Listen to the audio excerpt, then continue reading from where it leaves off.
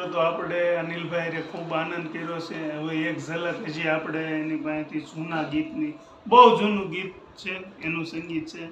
તમારે મિત્રો કોમેન્ટમાં જવાબ દેવાનો છે કયું ગીત છે અને કયું પિક્ચર છે.